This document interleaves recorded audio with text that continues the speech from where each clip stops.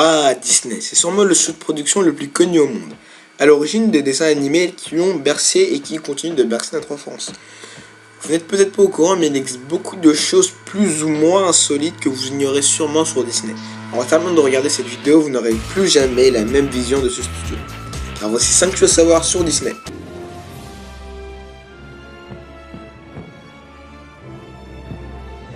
En voyant ce titre, vous n'avez sûrement rien compris.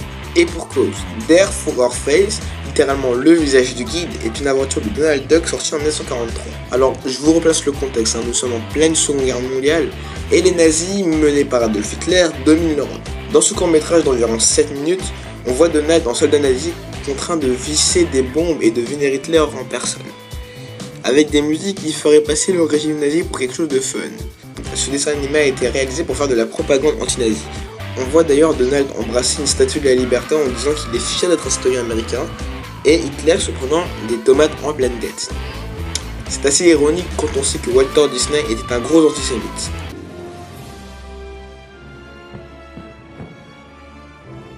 S'il y a bien une chose que Disney ne fait pas, c'est choquer les enfants, n'est-ce pas? Que vous êtes naïf. Et bien c'était sans compter sur la bande dessinée Mickey Mouse and the Medicine Man réalisée en 1951 par Walter Disney. Dans cette BD aux allures enfantines, Mickey et Dingo deviennent de véritables toxicos et consomment une espèce de liquide ayant des propriétés assez spéciales.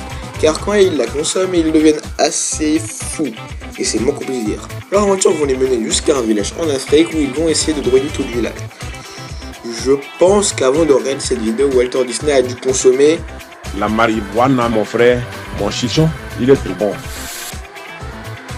Non mais il faut se remettre dans le contexte. En 1951, consommer de la drogue n'était pas considéré comme un crime. Mais je pense qu'il faudrait quand même arrêter la drogue.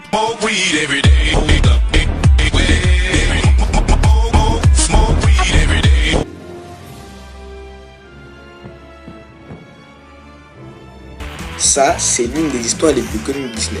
Parce qu'une légende, vu que cela s'est avéré vrai. En effet, il y a des théories comme quoi Disney aurait placé des références au sexe dans certains de ses dessins animés. Par exemple, dans cet extrait du Roi Lion, la légende veut que la poussière dans le ciel forme le mot sexe. L'équipe de réalisation a démenti en disant que c'était les lettres SFX qui seraient l'abréviation de Special Effect en anglais, ce qui veut dire effets spéciaux. La deuxième légende veut que sur cette affiche de la petite sirène, il y ait carrément un god ici. Et la troisième, qui n'est pas des moindres, est sûrement la légende la plus connue, car elle s'est avérée vraie. Dans cet extrait de Bernard et Bianca, on voit une image de femme topless à travers la fenêtre. Comme quoi Disney, c'est pas que pour les enfants. Mais oui, c'est clair.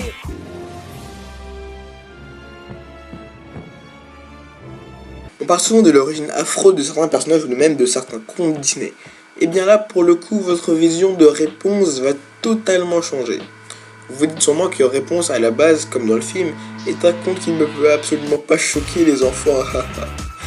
Vous êtes encore plus naïf qu'au début en fait. Déjà à la base, le conte ne s'appelait pas Réponse mais Rapunzel. Et c'est un conte allemand sorti en 1812. Pour vous replacer le contexte, Napoléon Ier était encore au pouvoir. Oui, c'était il y a très longtemps. Bref, dans ce conte, comme dans le film, la méchante sorcière qui n'a Réponse, elle l'enferme dans une tour. Mais un jour, avec l'aide d'un prince, elle va arriver à s'enfuir. Mais quelque temps après, la sorcière la retrouve, lui arrache ses cheveux et les attache en haut de la tour pour tromper le prince quand il viendra la chercher.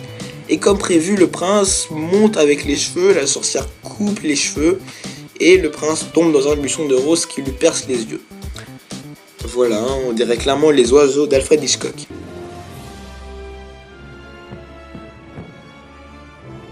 Et oui, il y a un vrai crâne d'être humain dans l'attraction Pirates des Caraïbes à Disneyland Paris. D'ailleurs, il y a plein d'anecdotes sur ce parc. Je vais vous en citer une que j'aime bien. Comme dans le film Toy Story, à chaque fois qu'un visiteur, normalement, doit dire « Andy arrive », tous les personnages à l'effigie du film doivent se mettre à terre. Comme dans le film. Voilà, c'est la fin de